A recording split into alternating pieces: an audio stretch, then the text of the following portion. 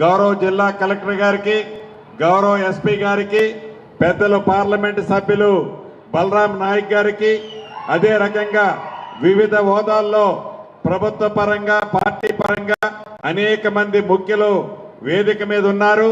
వారందరికీ వీటన్నిటికంటే ముఖ్యంగా మీ శాసనసభ్యులు చెప్పినట్లు ఈ ప్రాంతానికి కర్త కర్మ క్రియ అయిన పెద్దన్న వేము నరేందర్ రెడ్డి గారికి, ఈ కార్యక్రమానికి పెద్ద ఎత్తున హాజరైన నా కుటుంబ సభ్యులందరూ, అదే రకంగా ప్రింట్ అండ్ ఎలక్ట్రానిక్ మీడియా మిత్రులు సేనా రామ్ రామ్, చాలా సంతోషం. అద్భుతమైన సభను ఏర్పాటు చేసిన మా తమ్ముడు మురళీ నాయక్ గారికి మరొక్కసారి మనస్ఫూర్తిగా అభినందనలు, కృతజ్ఞతలు తెలియజేస్తున్నాను.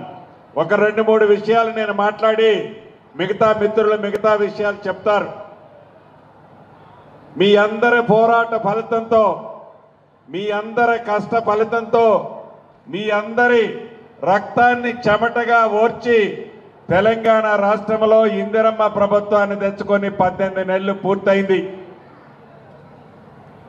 చెప్పినవే కాకుండా చెప్పని అనేక సంక్షేమ కార్యక్రమాలు, అభివృద్ధి కార్యక్రమాలు గౌరవ ముఖ్యమంత్రి రేవంత్ రెడ్డి గారి నాయకత్వంలోని మన ఇందిరమ్మ ప్రభుత్వం ఈనాడు తల ఎత్తుకొని అప్పుల పాలు ఈ తెలంగాణ రాష్ట్రాన్ని చేసిన,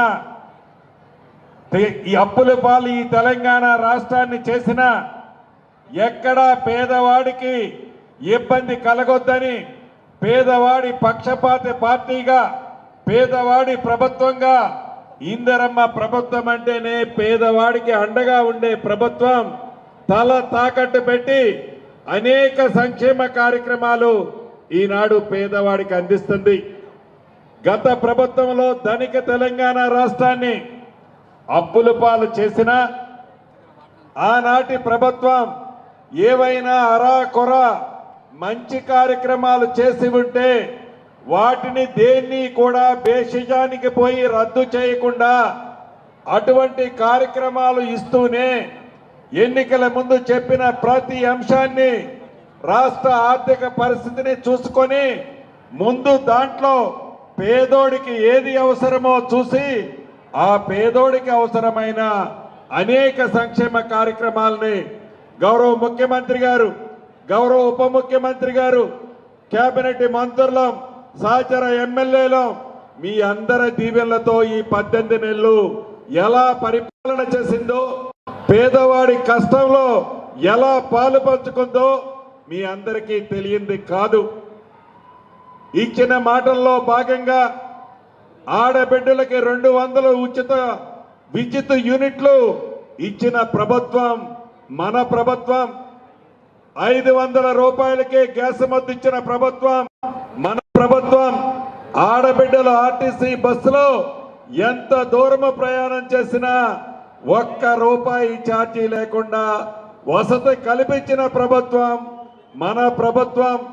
రైతన్నని రాజును చేస్తానని అన్న మాట ప్రకారం 10 సంవత్సరాలలో ఆ ప్రభుత్వం రైతు రుణమాఫీ 17,000 కోట్లు చేస్తే మన ఇందిరమ్మ ప్రభుత్వంలో 10 నెలలలో 21,000 కోట్ల రుణమాఫీ చేసిన ప్రభుత్వం మన ప్రభుత్వం.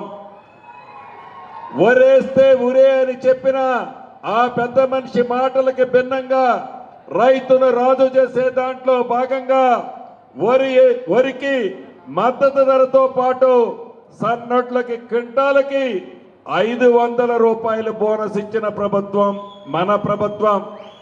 అంతేకాదు 10 సంవత్సరాలలో పేదోడి చిరకాల కోరిక ఒక చిన్న ఇల్లు కట్టుకోవాలని, ఆ చిన్న ఇల్లు మాయమాటలు చెప్పాడే తప్ప, బొమ్మలు చూపించాడే తప్ప 10 సంవత్సరాలలో పేదవాడి కళ నెరవేర్చలేదు. అటువంటిది గౌరవ ముఖ్యమంత్రి రేవంత్ రెడ్డి గారి నాయకత్వంలోని మన ప్రభుత్వం వచ్చిన మొదటి సంవత్సరంలోనే మొదటి విడత 4.5 లక్షల ఇళ్లు ఇస్తూ రాష్ట్ర వ్యాప్తంగా సుమారు 22,500 కోట్లు 22,500 కోట్లు ఇస్తూ మన మహబాద్ నియోజకవర్గానికి కూడా సుమారు 4000 పైచిలకు ఇల్లు ఇచ్చిన ప్రభుత్వం మీ దీవెనలతో ఉన్న మన ఇందిరమ్మ ప్రభుత్వం. అంతేకాదు ఉగాది నుంచి సన్న బియ్యం ఇచ్చిన ప్రభుత్వం మన ప్రభుత్వం, రేషన్ కార్డులు ఇచ్చిన ప్రభుత్వం మన ప్రభుత్వం, రైతు భరోసా 9 రోజుల్లో గౌరవ మంత్రివర్యులు తుమ్మల నాగేశ్వరరావు గారి ఆధ్వర్యంలో 9 రోజుల్లో టింగ్ టింగ్ టింగ్ అంటూ 9,000 కోట్లు ఇచ్చిన ప్రభుత్వం మన ప్రభుత్వం. ఇన్ని మంచి కార్యక్రమాలు ఇంకా చెప్పుకుంటా పోతే ఇంకా గంట చెప్పొచ్చు. ఇన్ని మంచి కార్యక్రమాలు చేస్తూ ఇందాక మురళయ్య చెప్పినట్లు ఈ ఒక్క నియోజకవర్గానికే ఇప్పుడు శంకుస్థాపన చేసిన విలువ ఇందిరమ్మ ఇళ్ళు కాకుండానే 400 కోట్లు పైచిలుకుంది. ఇలా రాష్ట్ర వ్యాప్తంలో ప్రతి నియోజకవర్గానికి సంక్షేమాన్ని ఇస్తూనే అభివృద్ధిని కూడా ఎక్కడా తగ్గనీయకుండా చేస్తున్న ప్రభుత్వం మై దీవెనలతో ఉన్న మన ఇందిరమ్మ ప్రభుత్వం. ఇన్ని మంచి కార్యక్రమాలు చేస్తుంటే ఈ ఉమ్మడి వరంగల్ జిల్లాలో 1-2 నెలల క్రితం ఆనాటి మాజీ ముఖ్యమంత్రి మీటింగ్ పెట్టి ఎలా విషము కక్కాడో మీరు చూశారు. ఈ రోజు కూడా చూస్తున్నారు.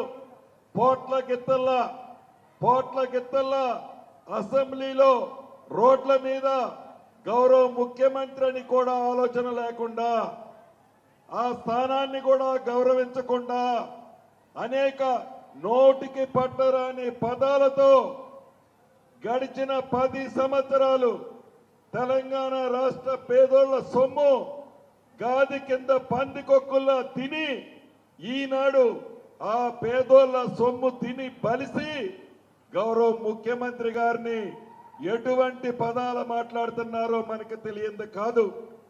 2 సార్లు తెలంగాణ ప్రజలు కర్రు కాల్చి ఆ అహంకారపూరితమైన నాయకులకి బుద్ధి చెప్పారు. అయినా ఇంకా సిగ్గు రాలే. ప్రజలకి మంచి చేయాలనే ఆలోచన ఇంకా రాలే.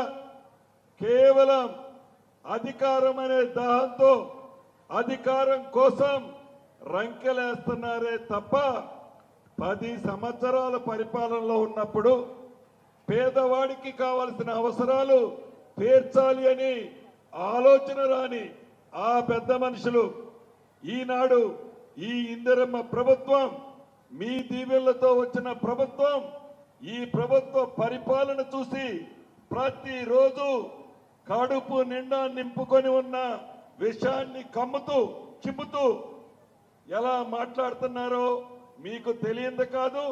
2 సార్లు బుద్ధి చెప్పారు.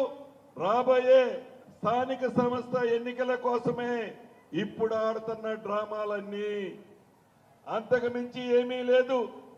పేదోడి పట్ల ప్రేమతో కాదు, పేదోడి కష్టాలు తీర్చాలని కాదు, ఈ స్థానిక సంస్థ ఎన్నికల్లో వాళ్ళ ఉనికి కోల్పోతే రెండోసారి పార్లమెంటులో ఎలా అయితే గుండు సున్నా వచ్చిందో ఈ స్థానిక సంస్థల్లో కూడా అదే పరిస్థితి ఉందని ఈనాడు రోడ్డెక్కి అసభ్య పదజాలాలతో పెద్దలని విమర్శిస్తున్నందుకు తప్పకుండా తెలంగాణ ప్రజలు మూడోసారి కూడా ఎర్రటి కర్రు కాల్చి మూడోసారి కూడా మళ్ళీ ఆ పెద్ద మనుషులకి ఓత పెట్టడం తథ్యము అని ఇప్పుడే హైదరాబాద్ లో రంకెలేస్తున్నారు. ఆ రంకెలకి సమాధానం ఈ సభ తప్పకుండా కర్రు కాల్చి వాత పెట్టే రోజు అతి దగ్గరలోనే ఉంది. మీ పార్టీ భవిష్యత్తులో ఈ తెలంగాణ రాష్ట్రంలో మీరు చేసిన అరాచకాలకి తప్పకుండా ప్రతిఫలం గతంలో అనుభవించారు, రాబోయే రోజుల్లో కూడా అనుభవిస్తారని మనస్ఫూర్తిగా మీ అందరికీ తెలియజేస్తూ వచ్చేది స్థానిక సంస్థ ఎన్నికలు. మురళయ్య చెప్పినట్లు మా ఎన్నికలకి మీరందరూ సహకరించారు, దీవించారు, ఆశీర్వదించారు. ఈ స్థానిక సంస్థ ఎన్నికల్లో పార్టీ అంతా పెద్దలంతా అన్ని రకాలుగా మీకు అండదండలుగా ఉంటారు. మీరందరూ ఐక్యమత్యంతో కలిసికట్టుగా మీ గ్రామాలలో మంచి నాయకుల్ని ఇందిరమ్మ పార్టీని ఆశీర్వదించి దీవించాలని మనస్ఫూర్తిగా కోరుకుంటూ చివరగా ఒక్క మాట, ఈనాడు దివంగత నేత వైఎస్ రాజశేఖర రెడ్డి గారు కాంగ్రెస్ ముఖ్యమంత్రిగా తెలంగాణ ప్రజలకి, ఆనాటి ఉమ్మడి ఆంధ్రప్రదేశ్ ప్రజలకి ఎలా సేవ చేశారో ఈ సభలో వారి జన్మదినాన్ని పురస్కరించుకొని మనం స్మరించుకోవాల్సిన అవసరం ఉంది. మరొక్కసారి రాజశేఖర రెడ్డి గారి జన్మదిన సందర్భంగా వారు మన మధ్య లేకపోయినా వారిని స్మరించుకుంటూ మీ అందరి దగ్గర సెలవు తీసుకుంటున్నాను. Thank you very much.